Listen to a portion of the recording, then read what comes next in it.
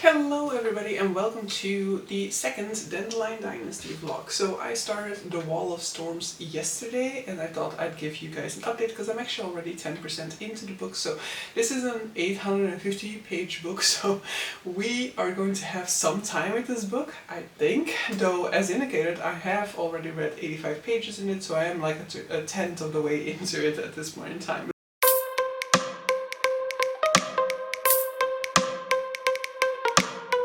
So yeah, I really enjoyed the beginning so far. So I think I'm like 6 chapters into it, and so we start off with this chapter that like already kind of confused me because like the first few names that we're introduced to, I was like, who are these people? Am I supposed to know these people? And maybe I am supposed to know these people, you know, like some of them at least. Cat, please shut up. Like maybe I'm supposed to know some of these people because I feel like when it comes to names, I'm definitely taking them more in stride here than I'm really like remembering them. And so occasionally I'll be like, wait, is that a name of somebody who we're supposed to remember from the first book? But like aside for like 3 character names or something, I really cannot remember too many names of characters from the first book. So that's a little bit of an issue. But so in the first chapter we were introduced to the children of Kunigaru, and I really enjoyed these kids, you know, like they're like royalty, but you know, they get up to a lot of mischief, but seem to be like decent kids as well. But they have like, you know, like I always love a little bit of a mischievous child banter sort of relationship, and I love the fact of like the younger sibling who's like too young to be invited by her older siblings, and so that type of a dynamic. And I just cannot wait to get to know these kids better, and you know, like go through their lives and probably have a lot of heartbreak involved as well with some of these characters. But I really enjoyed getting to know these kids, and I think like interestingly enough, we're also kind of already setting up, I guess, some strife with a character that they kind of get in the way of. So there's this sort of like guy who is trying to swindle an entire bar, and they kind of are partly responsible for him being kind of caught in the act. And this guy seems like he's now like having it out for Kunigaru and his kids. So that's kind of the setup, but we're leaving it there at the moment. Like we haven't really returned to that character, so I guess it's just sort of like a tease that we'll probably return to later within the book. It's just kind of like keeping us on our toes. And then we had this entire chapter as well about like the grade examination. I don't really know what we're doing with that chapter because, you know, the chapter was very much just talking about like how it works and not necessarily introducing a lot of action. I still thought it was really interesting because of the, you know, like the link to the actual grade examinations in Chinese history. You know, like this series is very much inspired by Chinese history, and these examinations definitely also were actually happening.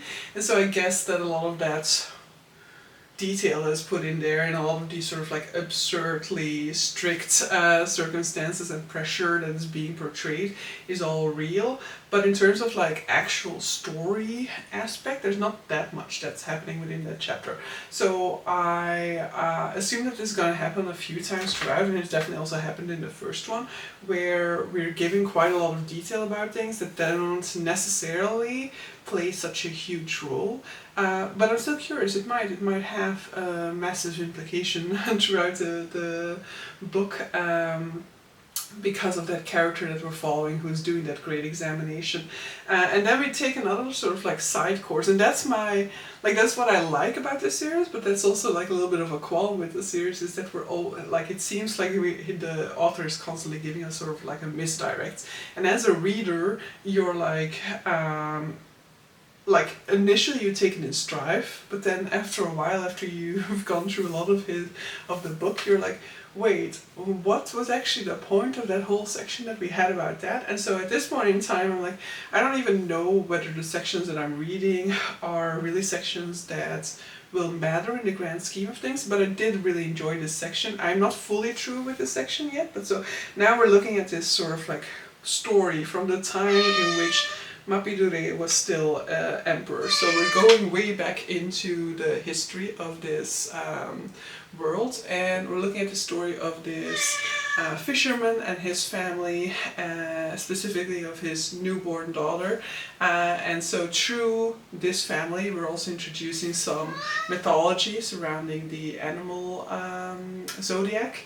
But so these types of things that are introduced then leave me wondering, like, is this just a way to like enrich the world, enliven the world, or are these characters actually going to pop into play at some point in time? Because I feel like in the first book there have definitely been times in which I got like attached to a character and then that character like died that same chapter, for example, and was like never returned back into the eye of like into the importance of the book or anything like that, or like me as a reader would know the true story of what happened, but the only way which it was linked later on was like misunderstanding. So I enjoy that about it, because I enjoy that richness that creates in the story, the layering of this world, and this world being more than just what is happening to our key protagonist. But it also at times is a little bit like, what are we doing here? Why are we adding all of this? And it can make it more difficult to kind of get the grand scope of the story, because of the fact that it's adding all of these disparate elements in there that don't really necessarily tie in with the big story anymore. But so yeah, that's where I am right now. Really enjoying it so far, really enjoying the pacing at the moment. And we'll see, because of course so far there is no real big scope of the story yet in view, even though we are already like 85 pages in. But of course, as the book is 850 pages in, we can have a little bit more time to set up the story, I guess. Hello, I have to use the phone for this clip because my SD card is giving me some issues on the camera, which is totally normal because my SD card has been falling apart for years, and I'm actually surprised it lasted that long. But so yeah, I am basically about 140 pages or so into the Wall of Storms at this point in time, and I thought it was about time to give you guys another update, because I'm not entirely sure up until what point I've updated you guys. I think I was like in the second chapter or so about Mimi, who I really like as a character. And in the meantime, I know that we've actually met her earlier within this book. And so this book, like, I don't know whether this was also the case with the first one, and that maybe explains some of my confusion with the first one, but it's kind of told out of order. And the problem with that is that I don't necessarily pay too much attention to the beginning of the chapter when they say which year it is, and clearly that has come to bite me in the ass. It's just that because I just found out, like, had just kind of like figured out in my brain, like, okay, so the what is it, the reign of the whatever righteous whatever, what is it, yeah, I cannot easily find it now, but so I've just found out like the name of the current reign of the emperor, and then I was like paying attention to it in that chapter, and so then I noticed in the next chapter that we had skipped back like 5 years, and so and finally I figured out that we are going out of order, and then there was this name of this character, and I was like, wait, this name I've seen before, but I couldn't really figure out anymore who this person was, and then through the first few pages it was like, oh, this is Mimi, but she's called by another name now, she's called Zomi.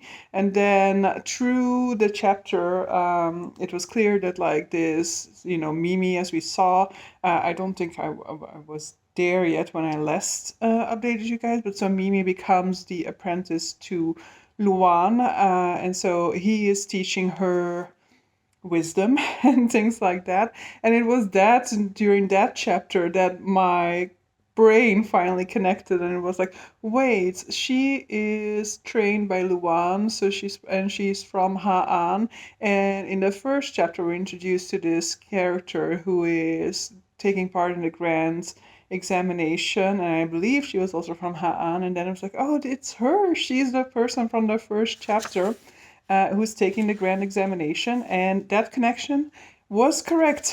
Thank you, brain, for connecting the dots. And I'm really enjoying this grand examination storyline. I hope we get a ton more of that throughout the book, even though it's only like I'm only like 140 pages in.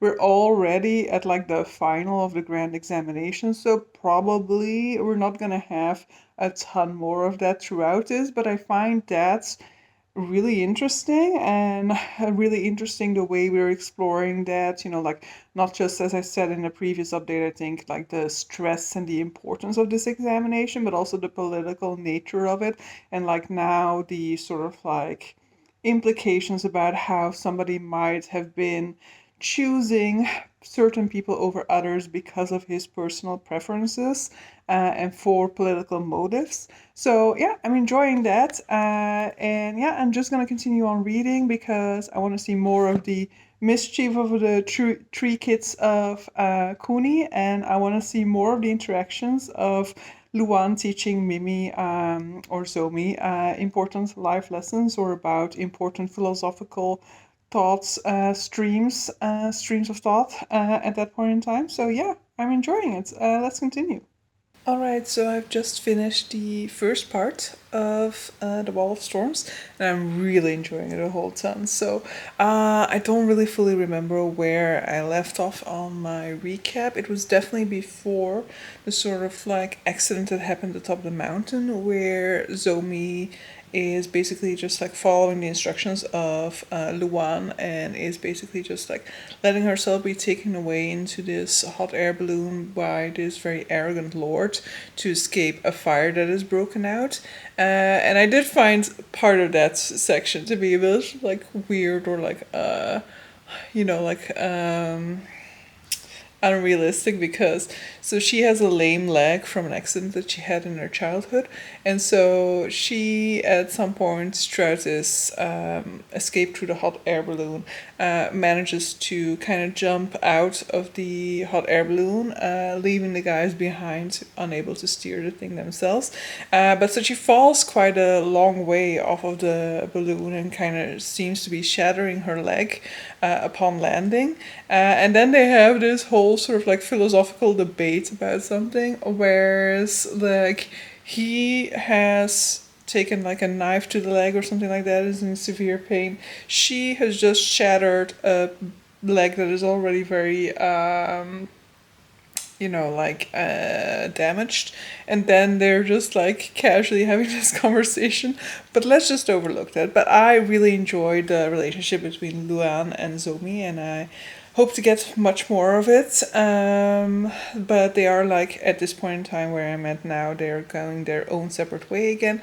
But I did enjoy this whole sort of first section that really focused a lot on that imperial examination, and I like to sort of look at the way in which the system is rigged to favor certain people, and the sort of like the complaints from the people that are coming out about that. And then I also, like, for the entire first section, I've really enjoyed seeing the children of Kuni and kind of seeing their different personalities. And I said it, like, over on the Discord of Yolene for this section as well, that, Thera should just become the new emperor because she's, like, brilliant. And then I'm happy to see in the meantime that that is actually also Kuni's master plan, trying to restructure the world to accept women in high power in order to someday be able to propose his daughter as an empress, rather than have one of his sons who isn't really up to task or not fully up to task the way that his daughter would be, so that he can recommend her and name her his successor. So yeah, I'm really looking forward to continuing on with this. I'm really very much enjoying my experience with it. I definitely don't have the issues that I had more frequently with the first book, where I was more sort of like struggling to keep track of everything and keep following everything, because I just have such a big personal impact or like personal connection to these characters and really wanting to find out more about them. But I feel like this first section has definitely very much been about the children of Kunigaru and about this Zomi. So I'm curious to see whether we'll like keep that same focus in the second section or whether we might be shifting, because that might work to its detriment, because like the definitely the section here in which we're kind of going back and forth between present day timeline of Zomi going through the examination and past day timeline of Zomi being trained by Luan, that was really working very well for me. Like I was enjoying both of those timelines a whole ton, and so switching back and forth was just like keeping me like at an optimum of interest. So let's see whether the second section is gonna do as good of a job, but you know, so far I'm really loving this book. Alright, so I finished part 2. I also gotta say that I'm getting my hair cut on Tuesday and it's never been more due. But so, I just finished part 2 of The Wall of Storms, and what the hell is happening? Gia, my dear, what are you doing? So, I mean, do I love Gia? I don't know. I liked Gia, book 1 definitely, and I like this sort of like openness she had about Kuni entering into a second sort of like marriage and being like, you know what, you know, we'll always know that we're the most important people to one another. I like that openness that she had. And then now I'm just like, what are you doing? I mean, queen behavior, I guess, but so this whole part was just like putting the chess boards, like setting up the chess boards, putting the board in motion, like setting up everything in order to strike for like one big chessmate or something like that. And the most annoying thing about that is just the fact that nobody's aware of it. Like, I mean, now some people are aware of it, of what she's been masterminding in the background, and of her not necessarily having the same intentions as Kuni might have or as other people have, that she very much has a certain agenda and is willing to make things happen in order to get that done.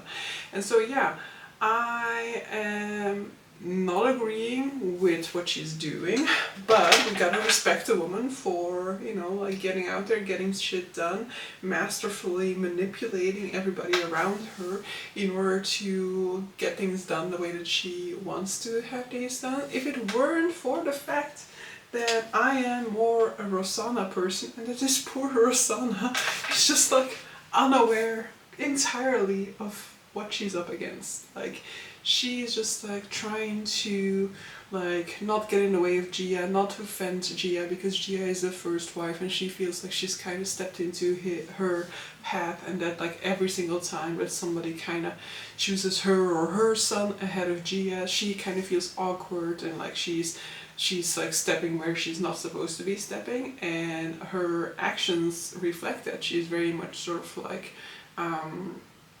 trying to take a step back, trying to constantly reinforce the fact that Gia is above her, and this is what you get as a consequence, because Gia is absolutely going to make sure that she's going to end up on top and that her son is going to end up on top, and Rosanna isn't even aware yet of the fact that she has competition. Like, she's such a sweet summer child, so naive, where she's just like, oh, I'm so honored, like such a lovely person who's willing to like kind of, who's giving in to the fact that my son will be chosen. That's such a lovely trait of her to kind of like imply this like that. And she's not doing that. She's manipulating you and everybody around her. And Zomi. Oh, please. I hope that this is the point where Zomi, you know, like Zomi has now really tasted the real world.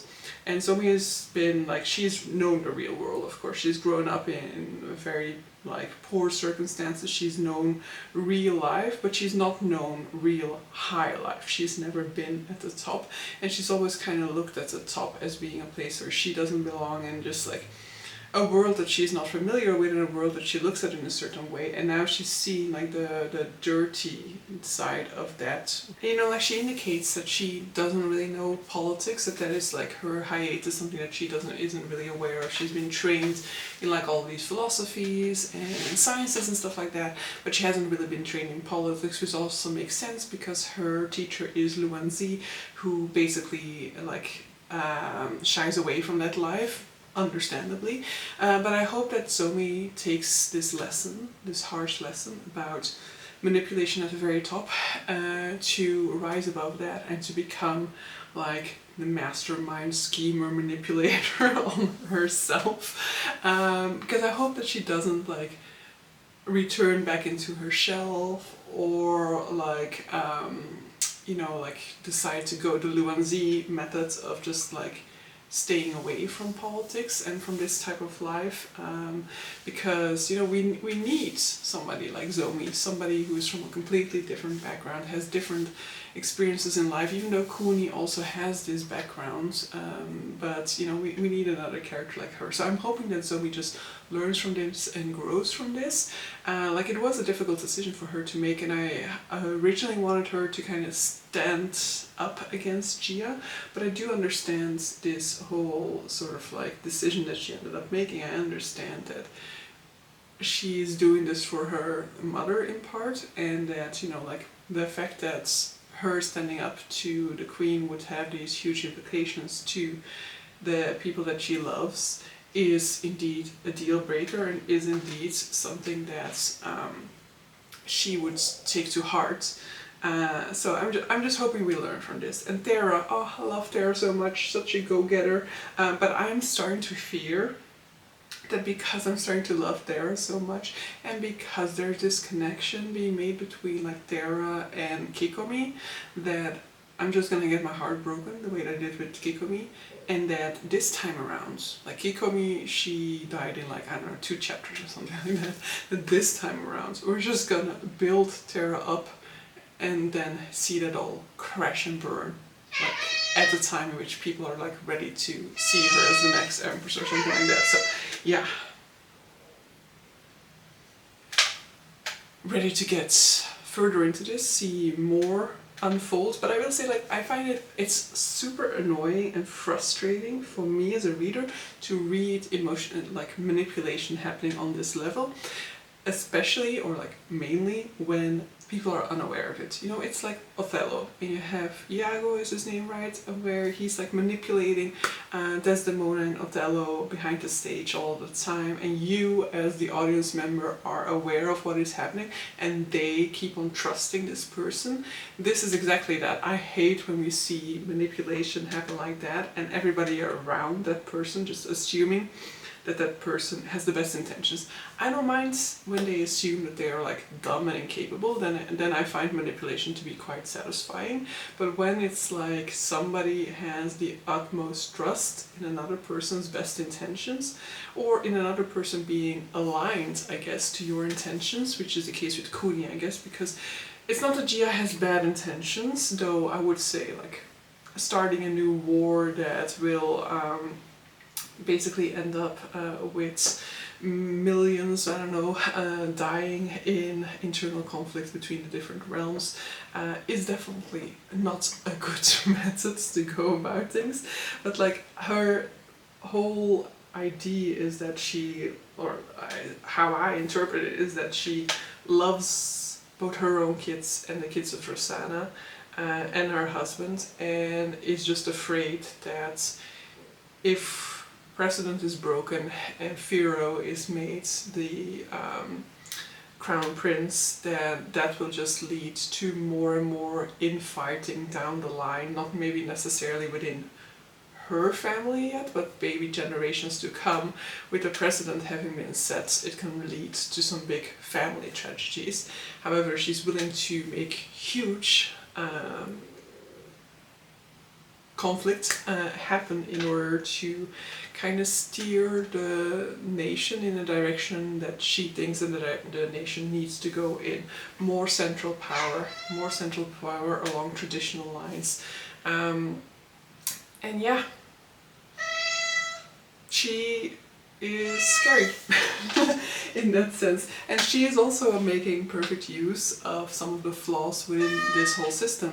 You see all of these friends of Cooney that have made it into high places. You see how time and time again the downfall within this section was them just like not openly communicating, just assuming that like Cooney was going to was interpreting things in a certain way, so trying to avoid conflict with Cooney or trying to appease Cooney in some way or another without actually entering into any sort of conflict with Cooney in order to really know what he would want. And then Gia masterfully manipulating on her side like Cooney's responses and being like, yeah, but wait until this person comes to you, like don't make the first move, let them come to you, and just like steering things in such a subtle way, or like when the sons are kind of in a difficult, when the son of Rosanna is in like a difficult situation and Cooney's first instinct is kind of like give instruction,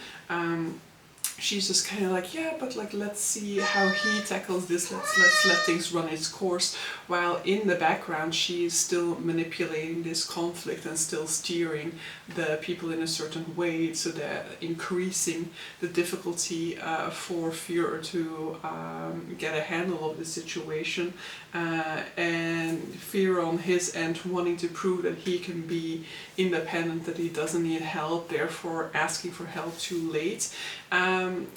There's just masterful manipulation going on with a lot of sort of like hesitation from people to kind of consult with Cooney directly, out of a fear of looking incompetent, or out of a fear of being misunderstood, or in a wish to have things go a certain way. And so you see that there is this sort of like flaw or weakness at the center of these relationships, where yes, they all together overthrew the Xana Empire, but the foundation of this new empire isn't strong enough yet, and these people clearly are somewhat still feeling each other out and not fully satisfied with the way things have gone since that time, that there are just many holes for people to skillfully poke at if they know what they're poking at. So yeah, let me get back to it, because now we are definitely in the thrill of things. Alright, coming back at you from this camera for a bit, just because I cannot be bothered to go and grab the other camera. So we are halfway through the next section, and just when I thought that I knew where this was gonna go, we went a different direction, because instead of having all this infighting, all of a sudden they have to kind of get together to tackle this outside force coming their way, in order for us to then be hit with the sort of like shocker of Zomi's father being back. Now, I did kind of expect, when we had the whole story about Zomi's father, that would come back to some extent. Not necessarily that her father would come back, was an option, but that this whole idea of like the Mapidures expedition all getting lost over there over at sea, that would come back. So I did kind of expect that. And so now we're going into this whole section in which we're looking at everything that Luan was doing in the meantime, and how he was in this country on the other side of the Wall of the Storms, and the whole preparation that was happening there for this invasion that we've just thwarted in the Xana Empire. But so yeah, this is constantly twisting and turning and going in directions that I didn't necessarily predict, or like when I think like, oh yeah, it's going that direction, it's like, oh no, oop, just wanted to misdirect you, I guess. Hello everybody, I lost a video clip, so I decided that I was going to shoot this little clip for you guys right now with my update. So I finished the penultimate part now, and I don't really remember my previous update, so because I'm not sure anymore which update I now lost. But so in any case, I thought we were going into civil war. In the end, we have to band together in order to deal with this foreign threat. So kudos for the misdirect there, I guess. And I've really enjoyed this part so far. The clashing of different cultures, the kind of having to rethink strategies in order to overcome the other on both sides. You know, with one side thinking that, you know, like they've overcome the people from the Dandelion Dynasty because they kind of have been preparing for this war for years and so know all their strategies, and then them kind of like rethinking the playbook, coming up with new strategies, and you know, like the response to that. I kind of like that whole sort of like strategic thinking and this sort of like scientific exploration of how the advantage of one side works to kind of try and figure out whether there are any holes there that can be exploited by the other side. I was heartbroken when Luan Z showed up with Zomi's father, who he had brought back from the other side of the Wall of Storms. I had kind of assumed, of course, that we were going to have something to do with that still, because of, first of all, when that first was introduced, I was already thinking like this expedition of Mapi Duray is going to come back. And then Luan, of course, went in search of that, so then we kind of knew that something was going to come back, but I wasn't necessarily really convinced that Zomi's father would return. And so, you know, like, it is, of course, a little bit of emotional manipulation, I feel like, to bring him back, only for him to pass away right away. And for Zomi to kind of lose her entire family in the span of, like, one day, I guess, because Luan Z passes away, who's, like, the father of her heart, as she explains. Her real father passes away, and then her mother also passes away in this sort of like manipulation from the Luti people, I think. I cannot remember their name, I guess. But yeah, I've enjoyed this part, but it's also been a cruel part, of course, looking at some of the crueler things that people do to one another in the name of dominance and of being on top. But so yeah, I'm looking forward, I would say, to the final part. Who knows? I'm definitely not happy with the decisions that the eldest son is now taking. Toonie, something like that is his name. Like, with him being caught off guard by this princess of the other empire, and like now also kind of feeling like he's realized that he's been basically misled, but still he seems like he now has to kind of go along and go in this direction, apparently. Like, now he seems to embrace it, or at least it's my understanding that he understood that he was just like being fooled by this princess, and that now he just has to kind of go along with it because of honor, I guess. But yeah, I'm enjoying this book. Love to see it wrap up now, because tomorrow I'm leaving on my holiday, so I need to finish this before tonight. Alright, so I just finished The Wall of Storms. I gotta say that towards the end I enjoyed it a little bit less, but that's also just because there's a lot of battle sequences then, and that is just something that in general I don't like all that much. So I was just less invested at that point in time. But hello to Sapphic Romance, though we're also having a little bit of a spanner in the work when it comes to the Sapphic Romance. The one that, like, the main thing that I'm like disliking about the way that that has just ended is Gia. Like, I was already very annoyed earlier on in the book when, you know, like, she's getting away scot-free with all of her actions. You know, like, she made the empire that much weaker by, you know, like, going after all these other enfeoffed lords, I think they're referred to. And then, you know, when she needs Jin as help, Jin is like the only person who's like, yeah, no, you're gonna have to like come clean, you're gonna have to ruin your reputation if you want my help. And then unfortunately, when the time comes where, you know, like things are looking desperate, Jin in the end does give in and is just like, okay, fine, you know, like, if you come out with this news now, then, you know, like, that will completely overthrow the stability of the empire, so you cannot do it, and I will still help you. So Gia just got away scot-free without ever having to let people know about, like, what she really did, how she endangers the empire to such an extent. And now she's out there again, responsible for Rosanna's death without anybody knowing that she's responsible for that, without anybody understanding her plotting, her like power play.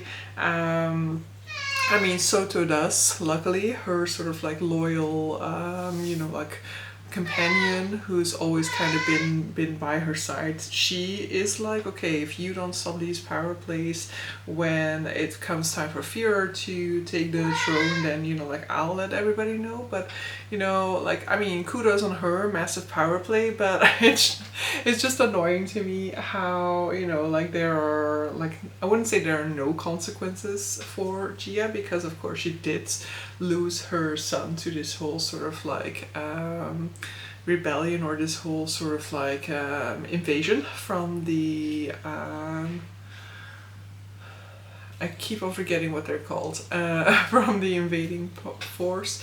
Like, it's not like he died, but like he was completely kind of taken in by this other princess, taken against his force by this other princess, and now basically is kind of like stuck in the situation, or has chosen to be stuck in that situation, and to try and make the best of that and try to make a peaceful alliance between the two.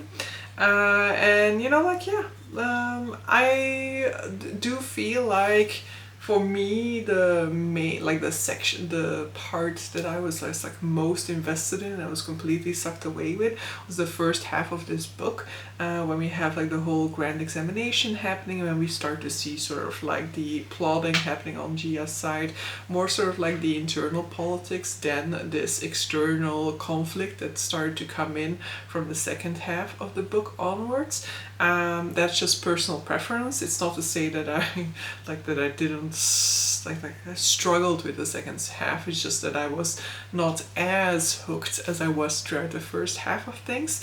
And I'd also just felt it made the book feel a little bit like meandering, I'll say, to some extent, and I feel like I felt like that as well about the first book, that it doesn't feel like one cohesive whole, where at the end of the book you can see kind of like the journey you've been on with this book, even if maybe at the beginning you don't really see the full scope of it yet. By the end you do.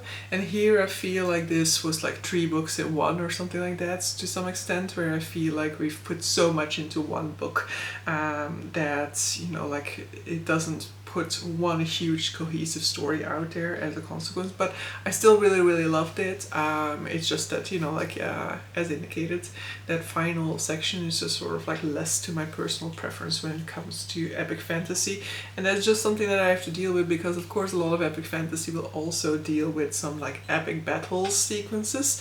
But yeah, it isn't the first time that I find my mind wandering when it comes to these type of sequences, because I just don't really care saying much. But I always have more difficulty with imagining stories within my head, and that is definitely the case when it comes to a battle sequence, where like I cannot keep what is going on straight. And so yeah, that was my review for The Wall of Storm, my reading experience with it. I made it just in the threshold. It's like 10 o'clock at night. At 8 o'clock tomorrow morning we will be leaving on holiday, and so yeah, I am really happy that I still got this one done before that, because I definitely didn't want to have to like go back to it after such a long period away from it. I guess I should have had to listen to it on holiday then as well, to kind of finish it up like that. But this way I have a clean slate before going into my holidays. You guys will only be seeing this when I'm already back for a while, I guess, because this should be coming somewhere in like the middle of July probably, and so probably I'm already starting the Veiled Throne at that point in time. Do I have any sort of like predictions or conjectures about the Veiled Throne?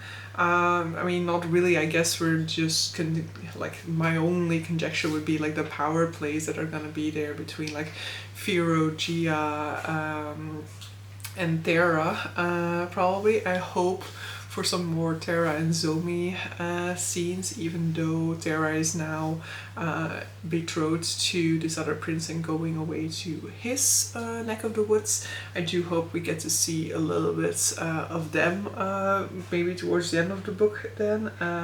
And honestly speaking, I might actually hope not to return to the conflict with Luthi, but I guess that is maybe like a little bit far-fetched. But I would actually enjoy for the entire book to be not following that conflict, but maybe showing like both sides, because we do have Prince Timo over there, so we could see like we could see his perspective on that side, but just like not have a clash between the two until we then get to Speaking Bones. So yeah, that's my expectations for the next book. But honestly speaking, these books are always so massive and take on so much that I don't think I really can give much of a conjecture about what's going to happen in it, because I'm quite expecting for this book to twist and turn in unexpected directions for me, especially since I think this one is the longest one out of the series, over 900 pages long, so it's gonna pack a punch. It's gonna have quite a lot of